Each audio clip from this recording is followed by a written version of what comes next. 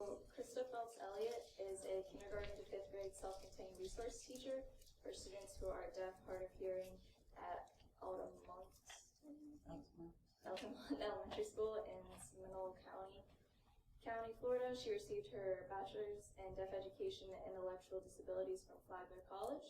She has worked with elementary age children who are deaf and hard of hearing for the past 33 years. Krista was the Seminole County Teacher of the Year in 1990. She has been using visual phonics since 2004 and has enjoyed much success with her students, enabling them to use phonics, which benefit them academically. She has been a visual phonics trainer since 2005. She completed training in all 4 research-based interventions curricula for students who are deaf and hard of hearing, offered by RMTC-DHH, Deaf and Hard of Hearing, Fairview Learning Foundations for Literacy, Visual Phonics, and Finger Spelling Are Way to Reading. And after all that, how do you put it together, right?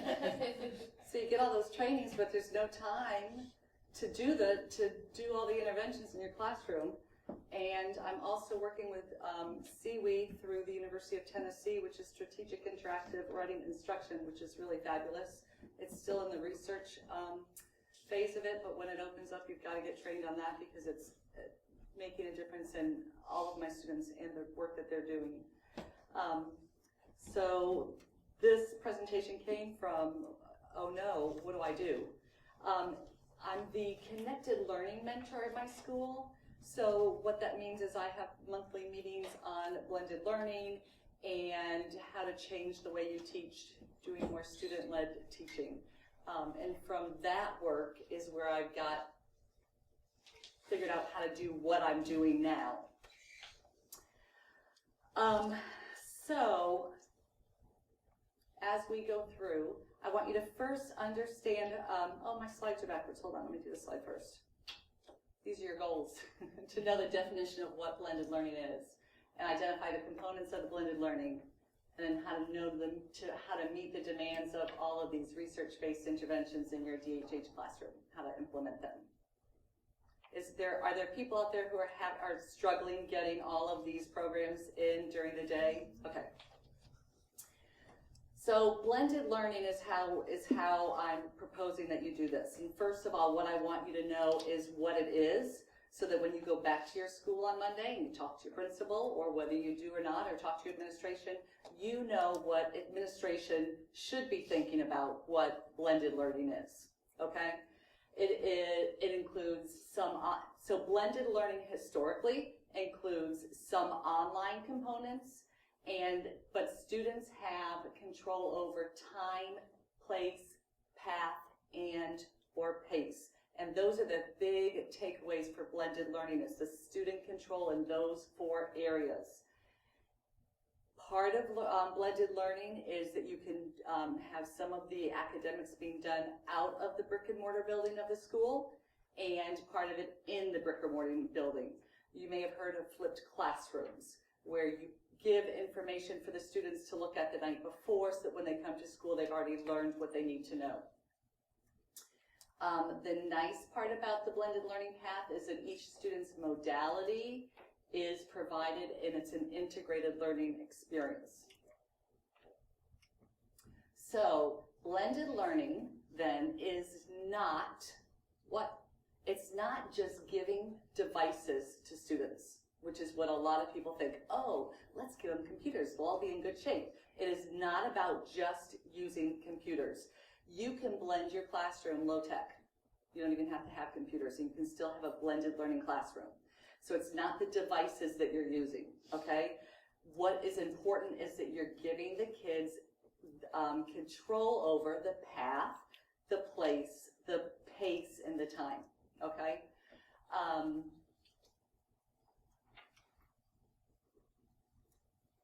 So we know giving students ownership is key. We know that when we give them ownership, they are more motivated in their learning. And so it gives you the ability to fit everything in that you need to teach to your students, which is why blending learning is so good for us with all of the things that we have to provide to them. but they don't get all the control. They get to pick the path. They get to pick the place. They get to pick the time and the pace. We still have the control. And it's knowing that and knowing how to use that control is the key. So path. Students can pursue the topics that they're interested in formats that are appealing and engaging to them according to their learning style, okay? You're still in control though. If what your plan is for your students doesn't work for them, we've got a roadblock. I have a student that hates writing. His writing is very cumbersome. It's just a very difficult task for him. He now does everything on the computer. No problem. He can still do what I ask of him and type it up on a computer. So his path can be changed for that purpose. So providing the pace gives them control over their lesson. It gives them time for processing. Students who need a longer time to process could take longer to complete a lesson. Students who process quicker, it's an easier task, can go at a much quicker pace. You can rewind, you can go forward, do whatever you need to do. For us, this is good. Differentiation is what we do all of the time, what we need to do to meet all of the different needs of our students. And so this, looking at pace differently, helps us to do this. Now you think about place. If they can reinforce their skills at home with their parents, they can review material taught at school when they are absent, if the material is digital. If not, then whatever.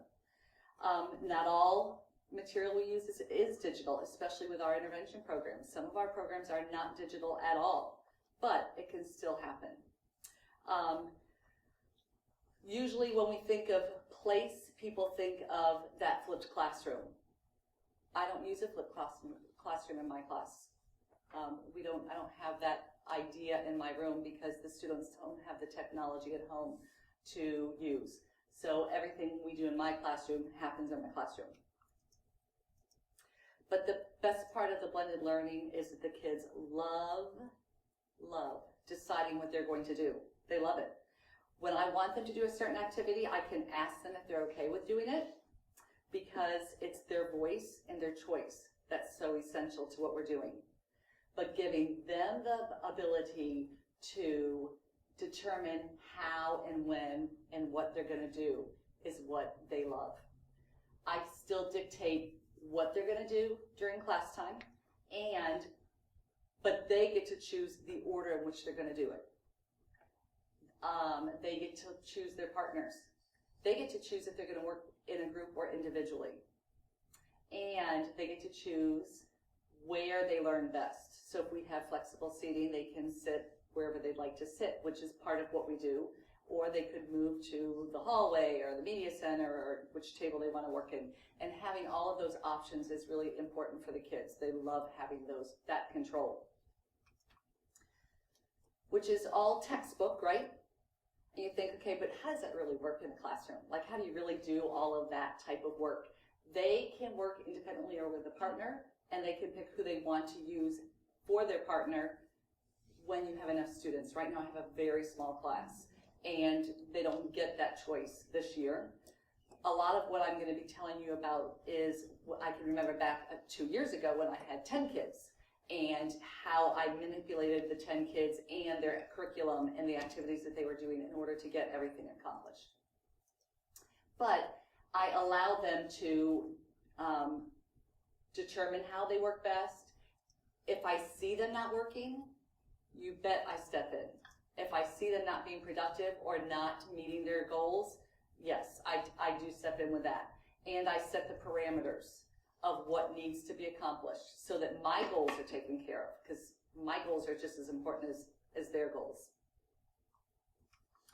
So when I tell you I set the parameters, I have station rotations in my classroom.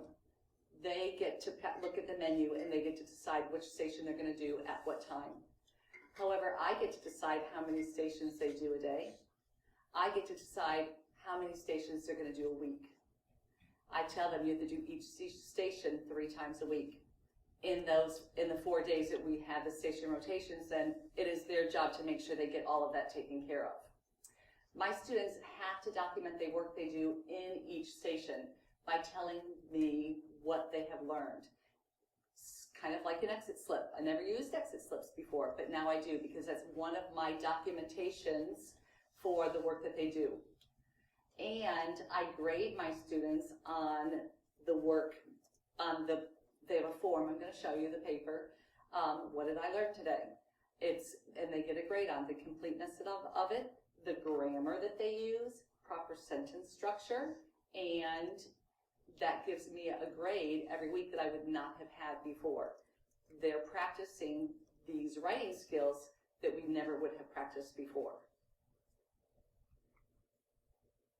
So the voice and choice of my students. They get to pick where they're going to work, with what group. They get to pick, do I want, they'll discuss with each other, do you want to do a group activity? Do you want to do an independent activity? They'll discuss those things as they decide what to do. And they have to work together in deciding. So if I've got, especially this year, I have such a small group, they have to agree on the group activity they're going to do. And so they've had to learn how to bargain with each other, or I'll let you have this one, or I don't care, you pick. Okay, but now I really want to do this. And so they're learning how to work with each other and make those decisions together. So that's been a very nice outcome that I had not expected at the beginning. Much of the material I took for this presentation is through my county's blended learning portal that the Connected Learning Mentors use. Some of your classrooms you may have a larger number of students and need something like this. What they talk about for other classrooms is having a playlist where these are the things that you're going to do in the classroom. These are all the choices you have. And it changes each week, or each group has a different playlist. What I do is a little bit differently. So I have made a station rotation paper like this. It's a slide that I present every day. It's on while we do our work. This was actually last year's slide. They have 1 minute, not necessarily to move to their station. I found that they needed 1 minute to pick what they were going to do, because they just sit there and talk to each other. So I started saying, okay, I set the timer. They have a minute to decide what they're going to do. If they don't choose in that minute, then I choose. And I'm going to usually choose the things I know that they avoid. Then, these are the different options. What I did also was, when my second grader then started being able to do the station rotation, I would just tack his at the bottom, and so that he also got his choice, which he liked having the choice as well. And then it tells you if it's individual or teamwork. In addition, the reading portion is where I'm covering standards, and I'm using my county's instructional plan. The writing last year was that as well. This year, with my CWE writing, it's not even in my station rotations. We have a CWE writing time, so it's a little bit different this year. Fairview reading was separate from Fairview word study because it was too much time and I needed it shortened. And then the guided reading is when I use iReady or IXL, and I think I'm going to explain this later also, but I use either iReady or IXL, and I present a lesson to them, a digital lesson on their grade level, so they're getting that grade level text. For example, inferencing. I will pull up the lesson on inferencing, put it up on the board, and we go through the lesson together. Because as they're doing the FSA, the one thing I always think is, go back and find your evidence. And I want them to practice going back and finding their evidence. So I project the iReady lesson, and they take turns reading it, and I take a turn reading it to them. and discussing it, stopping and talking about the words they don't know. But then when it gets to the question, they have to come up with the answer to the question, because I'm holding the little mouse thing, or the, I'll pick the choice. And then they have to tell me why. They have to go back and find the evidence and tell me why. Or they have to go back and tell me why the others are wrong. And many times the answers are really easy on the I-ready lessons. But they don't have to look for the evidence, but I make them go back. And so then they're really delving deeper into the text to find that evidence. And that's what I need them to be able to do when they're taking these high-stakes testing. And then I had two different groups. Station 5, I had two Station 5s. One was 4th grade, one was 5th grade. And then here's the one I had when Alexander was my 2nd grader. And so he also had his choice of what he was going to do throughout the day, which he absolutely loved. So this is a picture of, I don't think this is, no. This is a picture of one of my students doing his independent work. He is working on reading, which was, let me think, he was working on guided reading. So guided reading, I use the I-ready lessons. And in my county, in my school, we have I-ready workbooks as well. And that's where the regular ed students get their tests from the I-ready workbooks. So I have chosen to also use those I-ready workbooks to test the kids, because I need them practicing at grade level work as well. So my students, though, I make them, and they absolutely hate it, but I make them do summaries of every paragraph they read, because I have found that it's only when they stop and summarize the paragraph that they think about what they've read. Otherwise, they just keep reading. So that's what he's doing, is working on his summary, going back, looking for the answers to the question and summarizing. And then he has over here is his What Did I Learn Today paper. So he's got that with him, and all his stuff with him.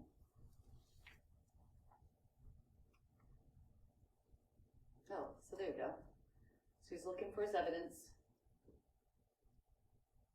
His What Did I Learn Today paper. He has to fill out part of his summary.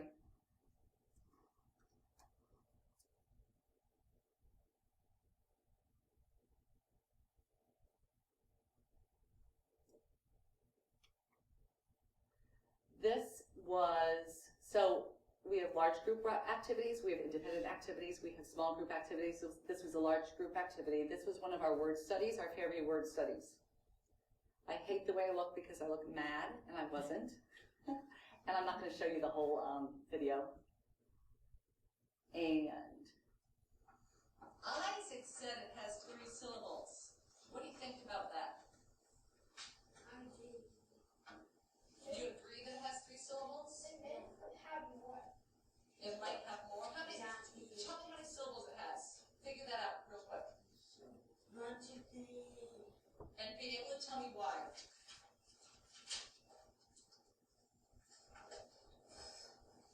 Who can tell me how many syllables and why?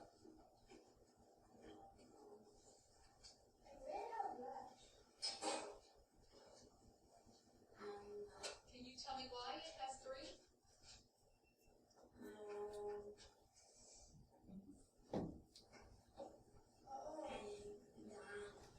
What? What did you say? I a little bit forgot. Why did you do it? Because it has 3 words. And what else? It has 3 words. 1, 2. It has 3 vowels. Can you have 4 syllables if you have 3 vowels? Why not? Each syllable must have a vowel. So you cannot have 4 syllables if you have 3 vowels. So that also explains to why our word study takes a long time, because we do a lot of that in-depth discussion of making them think and explain.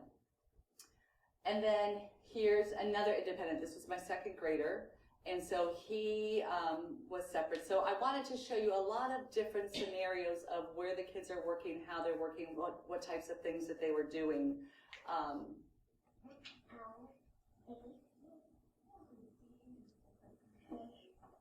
And then you have several of us working back in with kids doing a couple of different independent things. And then I had some kids out.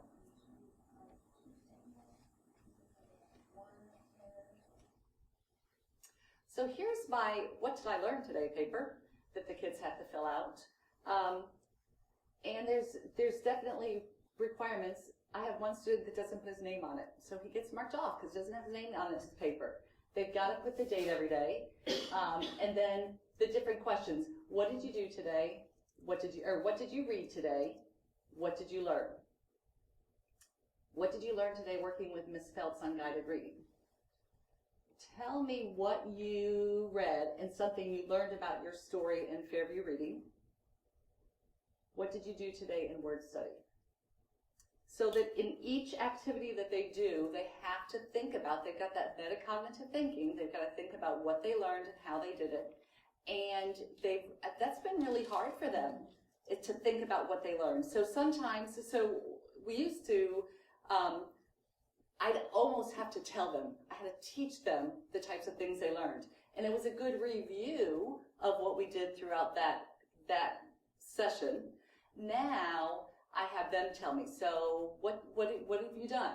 So we usually get 2 or 3 things that we've learned, and then we review that, talk about that again, and then they can write it down. And then I have examples up on the wall in the room because they are going to be marked off if it is in past tense, and they are going to be marked off if it is in a complete sentence or have a period. So there are examples in the room that they can go and look at and to write it carefully and make sure they got it correct. This I really like because I do like giving them a grade each week because, the other problem with our interventions, Fingerspelling Our Way to Reading, Foundations of Literacy, Fairview Reading, Word Study, they're not programs you're going to give them a grade on, but you got to give the kids a grade on something, so they get a grade if they, I read about the American Revolution. Okay, but what'd you learn? So they don't get, they get marked off on that, and it's a subjective grade, unfortunately. And I kind of do a bell curve, I put them all together and see what people have done. But they're getting better at, like in word study, now they'll tell me the rule that they worked on, and they have to give me examples of that rule. In Fairview Reading, they'll tell me either a word, like adult word or a bridge that they've learned, or they'll tell me something that happened to the character, which is getting more into what we've done with what has to happen on the high-stakes testings. You have to talk about the character and, compare and contrast characters. Guided reading is, again, those standards. So what did we learn? What did we talk about? If they could tell me a vocabulary word, they could talk about how they learned to inference. We'll touch base on all of those things. And then the reading part of it. So this has been a really good part for them to think about as they're working. This is the one I use for Alexander, my 2nd grader, because he's a 2nd grade repeater this year. He came from China in at the age of 7 and started kindergarten, had no language at all. So, this was his 3rd year of getting access to something. So he just had to fill in like that, fill in blanks, and we would help him write that. So here again, differentiated to meet the needs of the kids. So I had somebody come and observe me, and the next question is, how do you write your plans? How do you show your goals when your administrator comes in to evaluate you, right? So I have taken a form off of my county website for their blending, and I've changed it to meet my needs, and I've got examples of those for you. This one is for my word study, and I have a notebook with my lesson plans in it and some page protectors. So when they go to start their word study, I flip it open to word study, and here we go. We've got our goal, and we've got everything that they need. In the live binder. You have my presentation. These are links that will link you to this page so that you can make a copy of this page if you like this page and tweak it for your use, okay? So put the materials they need, put what it is. Fairview Word Study teaches you how to decode words based on specific rules about syllables, vowels, and consonants. Then I have a standard that it reflects to. This was looks like a 3rd grade standard. And then words that they need to know, because these are all the things that my administrators want to see when they walk in the classroom. So this is the vocabulary they need to learn. And then these are kind of their tasks as they go along. Learn the rules of the word analysis as presented, learning and applying it, use the rules of the word analysis, explain the rule used for each analysis of words. For example, I use the rules of 2 vowels separated by 2 consonants do not separate a digraph. Digraphs usually begin a syllable and rarely ends a syllable. This information I put in their phonics book after I teach a rule so that they've got access to that all of the time, because we're always constantly talking about those rules. In the video clip of the 4 kids, and I said, how do you know there's 3 syllables? You know, they've got in their phonics book, you know, and I'm always asking them, because there's 3 vowels, 3 syllables, and so I want to get that in their brains. And then apply the rules of the words analyzed. You're going to apply the new rules as well as previously taught rules of word analysis to separate words by syllable and decode unknown words. So when my principal comes in to do my evaluation, I'm good. I'm good to go, you know, and they're happy, and I've met the needs of the kids, and the kids can refer to that if they need to. So also being a connected learning mentor and blended learning, everything you do is supposed to have a purpose, right? So I don't teach social studies. I teach, and the kids are mainstream for math and science, but I have to give a social studies grade and it can't be integrated, right? So what I do is my reading is based on a social studies goals standard. Last year, we did the American Revolution all year long. We read an informational text on the American Revolutionary War. We read a chapter book on the American Revolutionary War. They did a scratch project because we're a Code to the Future school, so they coded. The 2 different grades had 2 different goals for their coding project, so they did a coding project. And then at the end of the year, we were doing Minecraft, so they did a Minecraft project all based on the American Revolution, which was just fabulous. This year, their goal is, or right now they're working on the Constitution. It will be finished by December. And so they read a book about the Constitution and had to take notes. They're working on a PowerPoint, which is really coming together fabulously. They had to do an outline. My one student hates reading and writing and was furious that he had to read this book about the Constitution. And so I ended up changing it to a Nearpod lesson so I could embed questions in and get some more grades on it. But he is loving doing his PowerPoint on the Constitution, and it's easy because he knows the information, because he's taken notes and he's written an outline and he just knows all of this information. So here's all of the work that we've done on the Constitution, again with our goal, the vocabulary words they need to know. Here's the reading and summarizing, making an outline, and making the presentation. And then again, a link for you if you would like to copy that form. The Fairview reading one, so the Fairview reading and the Fairview word study never changes. Those are, I will never redo them, and if you like it and want to keep it, just keep it. If you want to change it, you can. So, you know, these are the materials I need them to bring. This is what they're doing. I've got 2 reading goals on that, 2 standards. So they're creating and practicing their Dolch vocabulary and bridge books. They're explaining the meanings of all of the words using those books, and it includes metaphors and similes. And then the reading A to Z books, Laidlaw or the individual chapter books, telling them what their task is, which is to read the stories, apply the vocabulary knowledge, and essentially we go through the reading lesson plans for Fairview if you've done Fairview. This is guided reading for them, and at this point we're doing we are working on identifying theme. So you need to be able to learn. You need to be able to know what a theme is and how to identify the theme of a story, drama, or poem, including how the characters in the story or drama respond to the challenges, and summarize the text. And then their goal statement is, I can do all of that. And then their vocabulary words. So this one is talking about, while I read and guide the instruction and practice through the I Ready, they will learn what the theme is and what point of view is. Then, while I'm guiding their instruction and practicing through it, they're identifying the theme, point of view, and show evidence to support their conclusion. And then they will apply what they know by completing an I Ready test.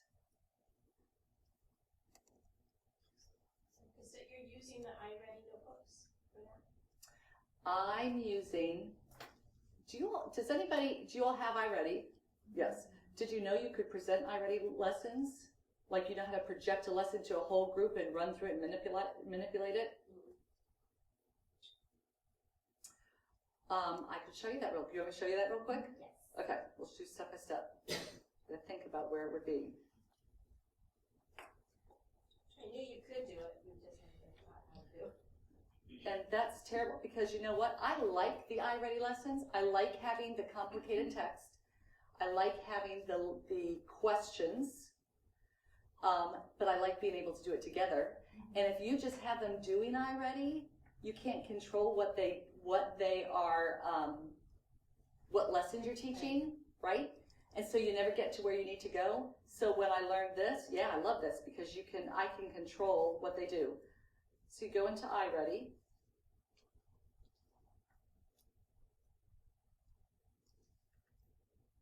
You go into, does your I Ready? Scott left. Okay, who knows how to do presentation, because you don't see what I see?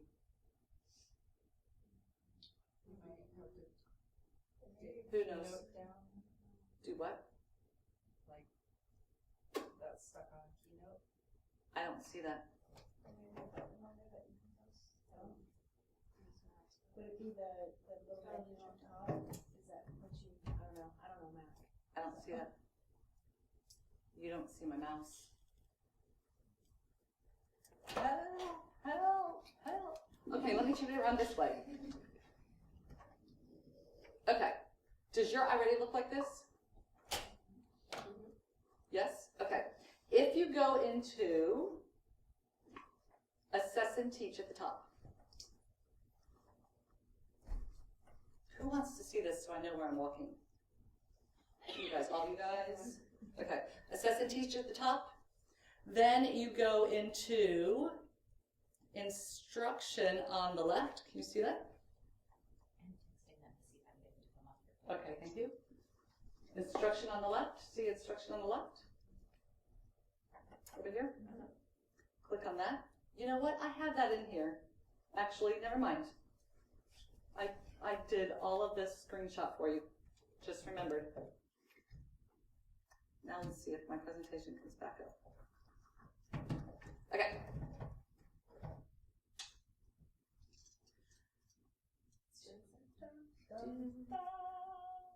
There we are. Let's see. Play. Yay. Okay. I'll get to it. I just remembered I did all of that for you because I knew somebody would ask. Thank you. Okay. A little bit of crowd management. When I had 10 students and I was doing Fairview, it was time for Fairview reading or Fairview word study time or individual. You can buy lights like this. Anybody ever seen anything like this? They're in a package, at Costco for $15, $20. You get a little remote control. You can buy 2 packages and remote control all of them. I did a couple of things. First of all, and it's all up here, they were turned off. They were on their desk and turned off until I wanted them to pay attention. So I'm, gathering my materials, ready to start my lesson, turn them all on white lights. Everybody stops what they're doing. They look at me and pay attention. When they are working, everybody's good. They're green, fabulous blue. You're in trouble, kind of pull yourself together, red, changed all that. And so that color coding system worked really nicely in that respect. When they worked individually, they would all put their green lights on, okay? If they have a question, they would change it to white, and then we know who needs help as we're doing our work. So I would do my, I have different people set up to do Fairview reading with the kids, all in their own books, right? I don't know if you all know this, but we've been working on making TEs of the Laidlaw books. I've written questions in all of the Laidlaw books because I needed my interpreters to be able to work with the students one-on-one. UNF has a graduate assistant that's typing up all the questions I asked. And my book has everything already bridged. It has questions and answer choices and predictions. It has bridges that they all need to be, that the kids need to explain. So it's all there for you. So I had different interpreters working with different students, and then I have one interpreter assigned to what I called the pit, which was all the other students working at their desk, drawing their pictures, practicing all of their books. They had the lights on. And so the one interpreter would go from student to student. As it turned white, they would turn their light on white, keep working. When the interpreter came to them, get their question solved, turn their light to green, and go on to the next person. So it's a great way of managing all of those students doing different things, okay?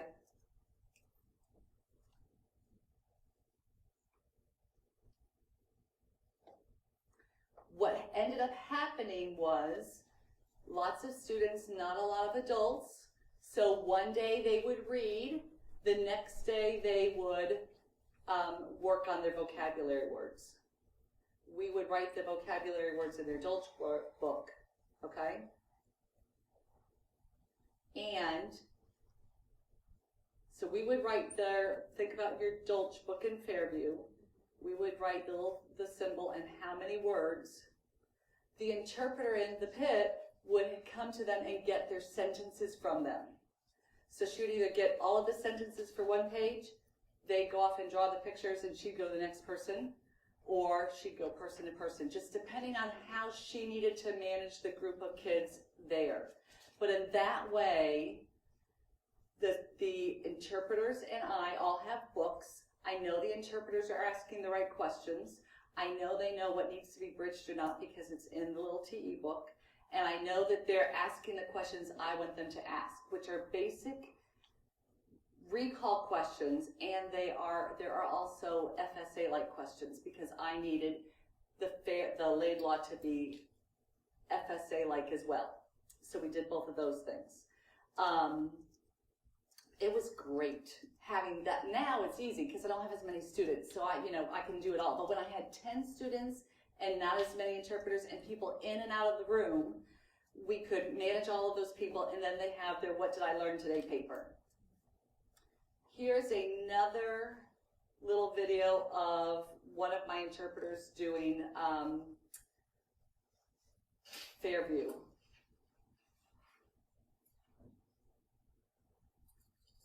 And I was trying to get, not the people, what they're doing, but so you can see he's got the TE, and this is all written up with my questions and notes. It's not the typed up one.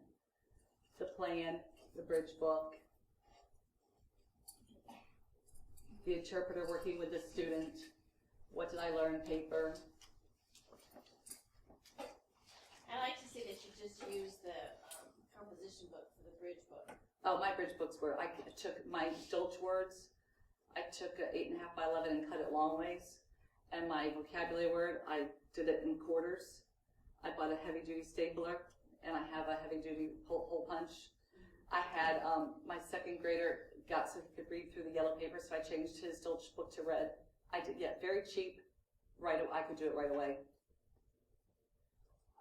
How many, you said on that other paper you had like 5 stations that the kids could pick from. How many stations do you have going at once? And how many adults do you have in your room typically? Or So- when you had that many kids? Well, right. I don't want to talk about it now because you would just die if you could see my room. It's ridiculous. I'm 35. This is truly my 35th year teaching. I've never had so few kids in my classroom, and it's wonderful. They're all learning. They're making great progress, so I'm not complaining. When I had 10 students, I had, well, let me think about last year. That's a little bit easier, okay? I had 2, 4, 5, 6, I think I had 7 students, but I had a 4th grade group, a 5th grade group, my 3rd grader that came in, and a 2nd grader. And so the 4th grade group together would have to decide what they wanted to do. The 5th grade group decided what they wanted to do, the 3rd grader, the 2nd grader. So I would have 4 different stations going on, and my interpreters do work with the students, but they don't do the guided reading because I have no way of taking the information out of my head and giving it to them, right? So that is because it's the iReady lesson, they won't know where to stop, ask questions. They shouldn't, they're interpreters, right? They're okay doing the word study lessons because they've done word study with me for so long. And if you do, who does Fairview word study? On the UURC website, if you get past the next steps word study, the higher steps word study, which isn't deaf, it's just hearing, is so much better. It's got all the rules for syllables, and it's a lot of printing. Print out the book. It's fabulous. So it's all written. All they have to do is read it. They've interpreted for me enough times that they don't mind doing the word study. Fairview reading they do because I've got the TEs for them. Finger spelling our way to reading they'll do because it's, who does finger spelling our way to reading? So it's the video is, it's your little USB teaches it. You just follow along with what it says.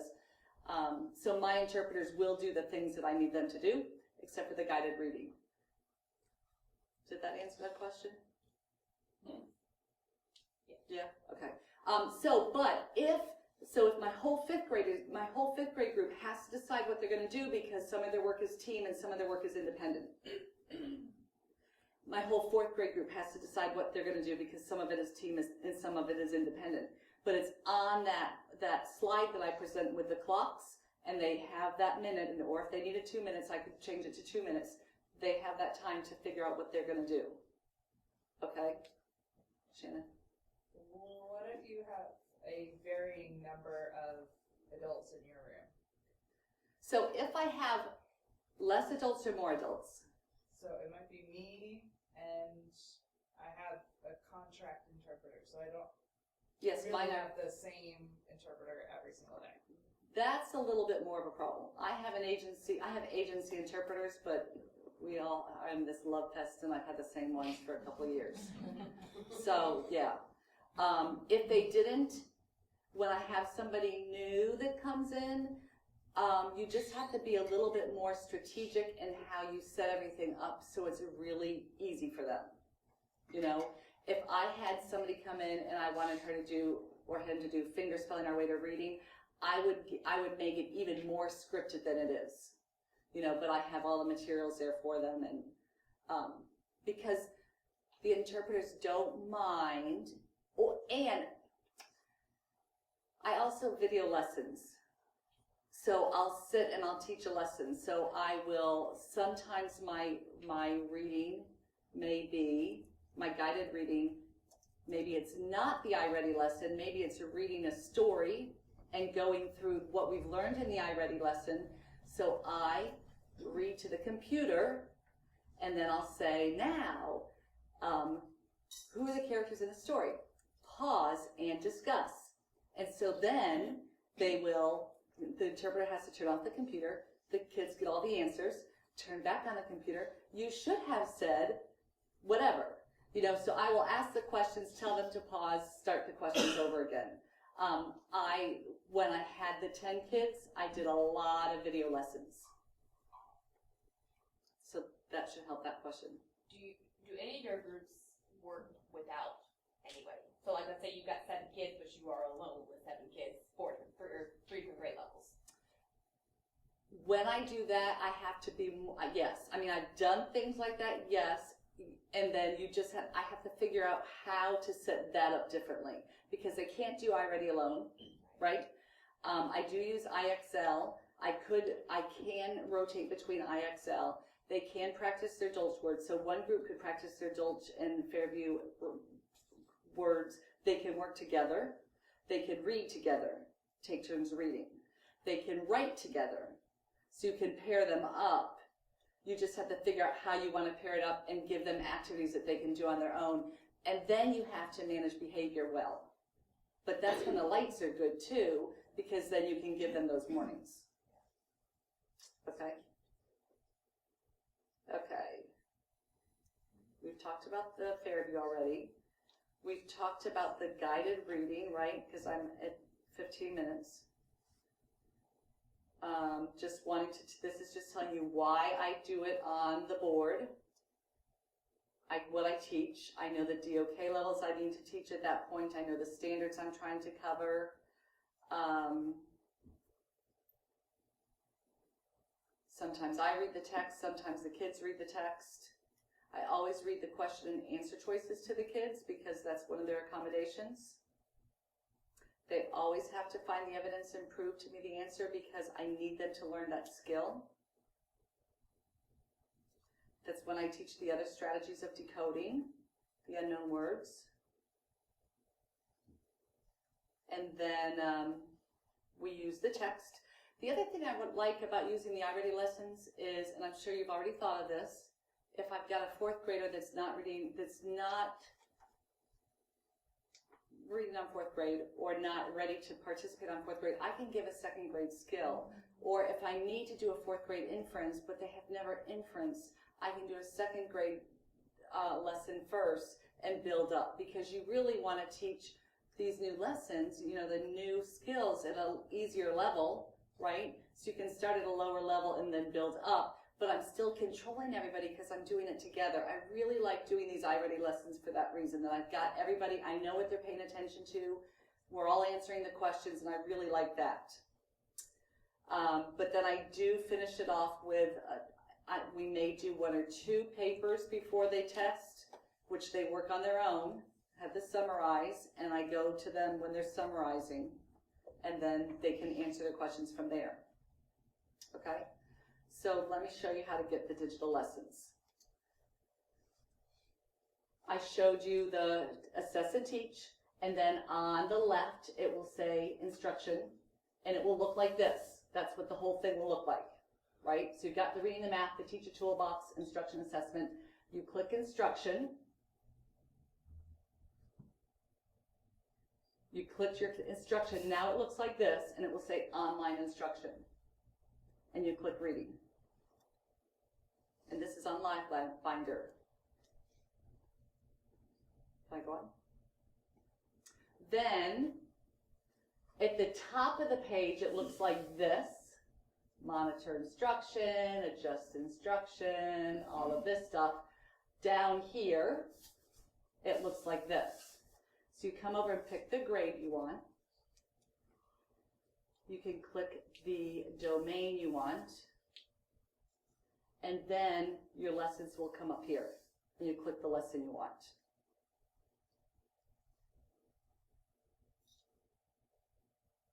Are we ready to go on? Okay. Then, there we are. I clicked comprehension. Here are my lessons. Then you click on the lesson, and now this is what you've got. You've got an instruction and a quiz. You've got 2 different choices at least. Sometimes there's 2 or 3 things in the instruction, okay? In instruction, it will take me a week to get through one of these, maybe a week and a half. Instruction 1, instruction 2, instruction 3, instruction 4, instruction 5, there's all these. So when you get through the lesson, you figure out, like, you can click on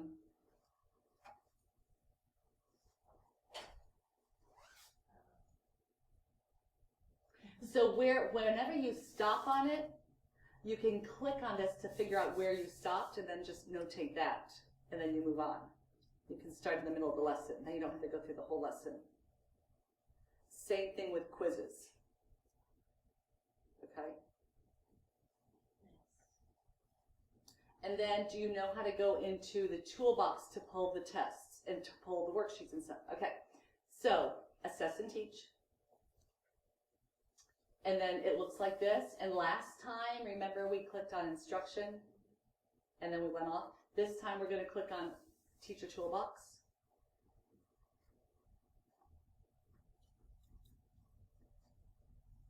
It will tell you to log in. Your school should have something. We all have one. I use my coaches because I can't remember what mine is. So then you do math or ELA. Then when you get a math or ELA, so here are your units. Has anybody seen this before? No, you've never seen this before. It's all in LiveBinder. So here are all your units, right? So you can click on, it tells you your standard, tells you your unit. You've got interactive tutorials you can do. You have the instruction books, so the big fat workbooks that are god-awful, but they're nice to have. And then prerequisite skills, tools for instruction.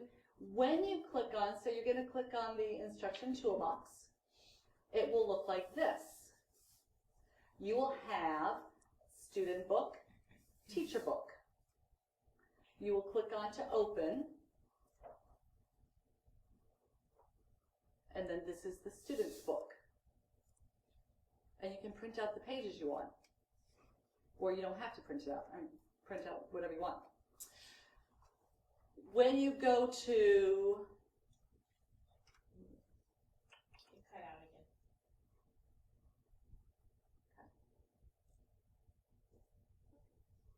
When you do this, have any of you seen the TE for the reading for this, for the iReady workbook?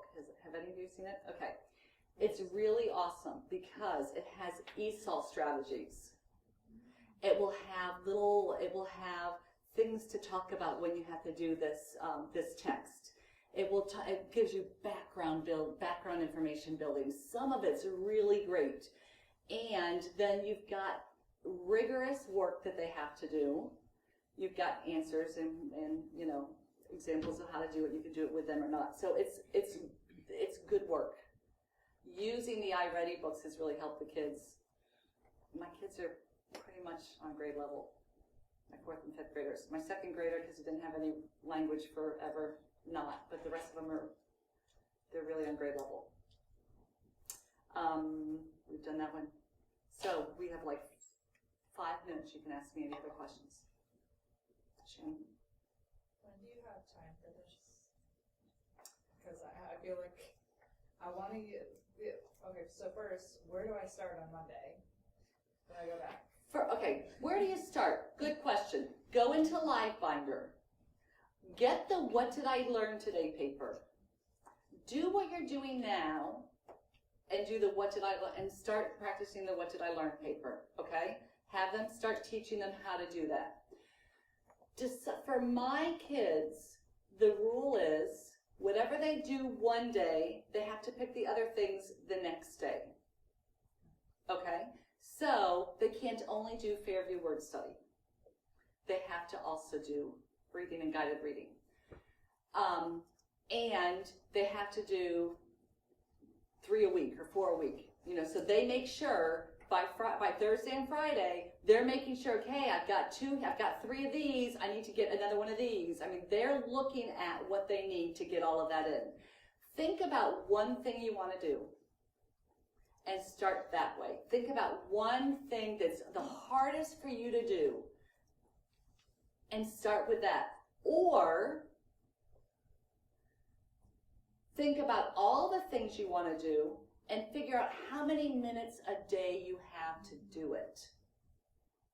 That's the key, is that it takes me days to get anything done because we work for 25 minutes, but we have 25 really good focused minutes of work.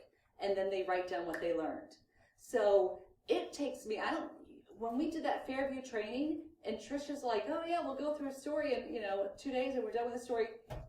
2 days? It takes me easily 2 weeks because first of all, you can't just read the story and tell me what happened. I want to know that you understand what happened. You're going to answer good comprehension questions. And so that's the first thing. And we need to ask Kara when you guys will have access. We've got 2 of those books finished. The lower level books are finished. So that, plus, I take more time and ask all those questions. Plus, they only get to do it for 25 minutes. So the other thing with Fairview is, you have to do the top part first, then you do the next part first, then you have to read all, and you got to do the solo, and you got to do the echo. You have 25 minutes. If all you do is the first words and then the next words in 25 minutes, it's all you did, because the timer has finished and you move on to your next activity. So you've got to limit your time. The problem is when you've got kids coming in and going out, okay? That's why you like the What Did I Learn Today paper. Because you can't for you to control who's going to do what at what time, nearly impossible. Give that control to the kids. Here's your paper. Get your paper. All right, what are you going to do? Truly, that's what are you going to do? My lesson plans, I have, I've been teaching a long time and they really like me and my kids are doing really well. This might be part of why I'm about to tell you what I'm telling you, but so my lesson plans, it says station rotations. Reading, this is what it is. Guided reading, this is what it is. Fairview reading, see individual notebooks. Fairview word study, see individual notebooks. Every week.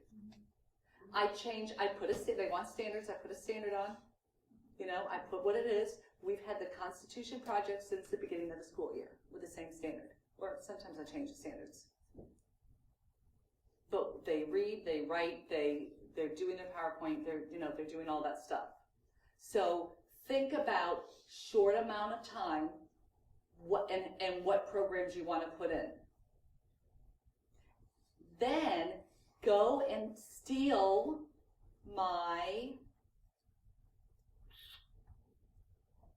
you want to steal this, right? You want to steal that. You want to steal, where's the other one? You want to steal these. You can, they're on Google Forms, you just copy it. And if you can't, I have my card. Take my card and make sure you contact me. Take my card and make sure you contact me. And then you want to steal,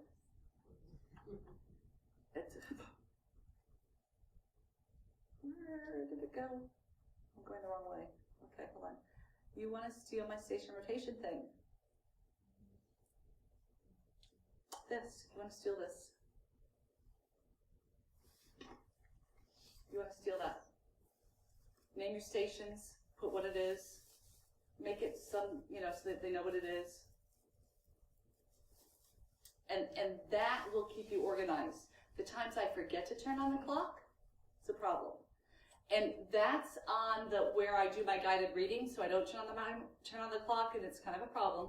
But the kids help also. So can I ask, for the Fairview, it's all individual, and then you use another guided reading, so that's a different book that you're using. My guided reading is my iReady or my IXL. What's your grade level? Oh. It's a grade level. It's my grade level standard guided reading. And then my reading is my project they're doing. So that's right now the Constitution. It was the American Revolution. It's where they read informational text and literacy. Is that your whole day, or is that just a reading section? Is that just like That's a my reading? ELA time. Okay. So that's like But then the 90 kids minutes are a made day. straight for math and science. That's for the whole time they're with me. I don't know if it's 90. It's probably more than 90 But you do the minutes. social studies as well, so you No, social studies is my reading. Right. So This is reading. okay.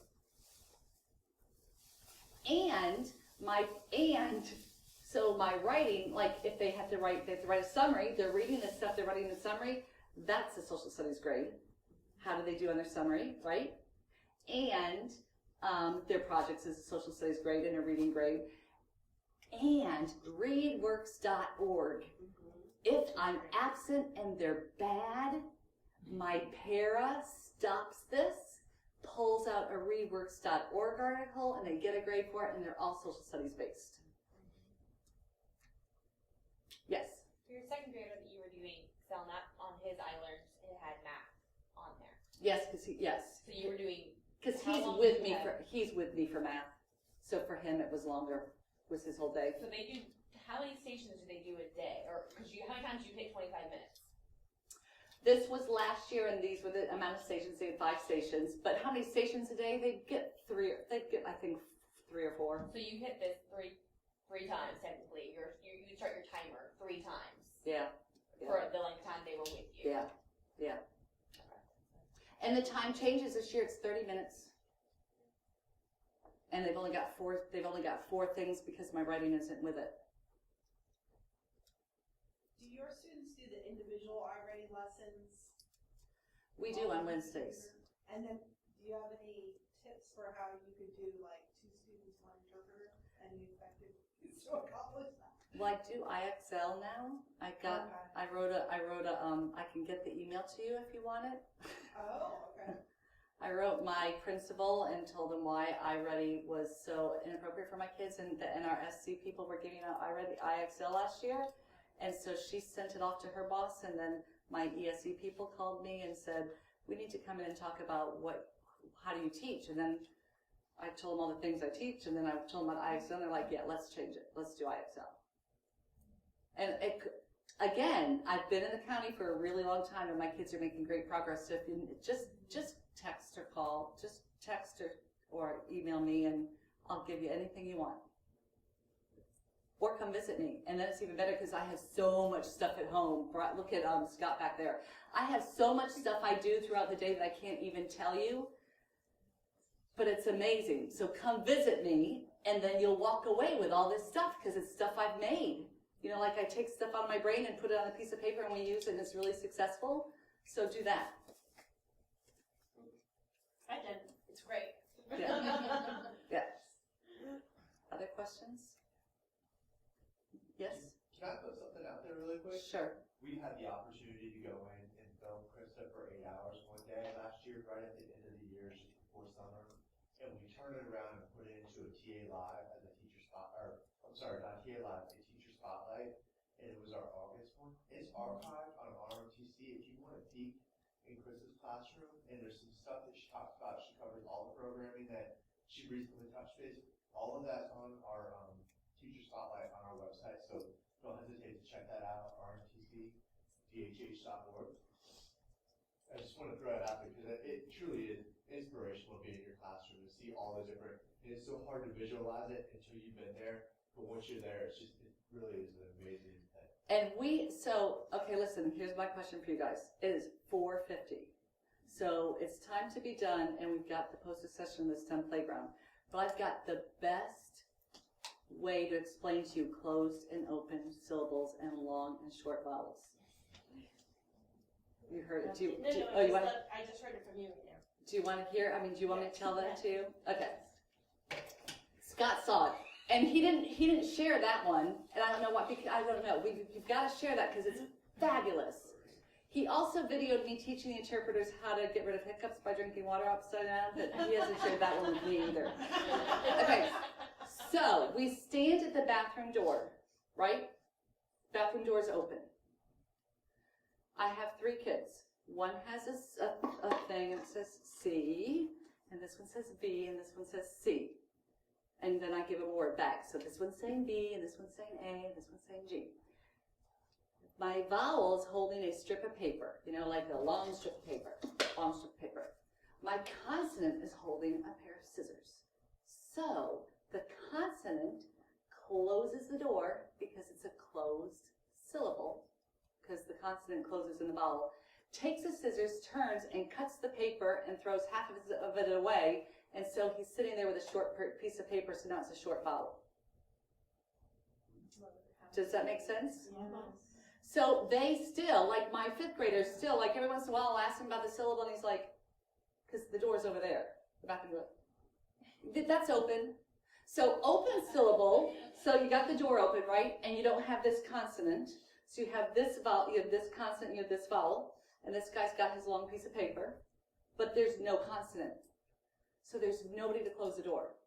So it's an open syllable, right? Because there's not a consonant closing in the vowel, so it's an open syllable. And there are no scissors. So nobody cuts the little strip of paper. So it's a long strip of paper, so it's a long vowel. And they remember, isn't that cool? So then this year I came up with, and I just come up with these things, like, it's like, oh, let me think, how can I teach this to you? And it just comes out. So this year we did vowel, silent E, right? So we've got our consonant and our vowel and our consonant, and somebody's holding an E. The consonant has the scissors, the vowel has a long strip of paper, and the consonant goes to cut the piece of paper, and the E runs over and says, no, this is my friend, don't cut it. And so you have a long piece of paper, because it's a long vowel. The E made it a long vowel, and we took the scissors away, and so that's how we have a long vowel for something like cake. Okay?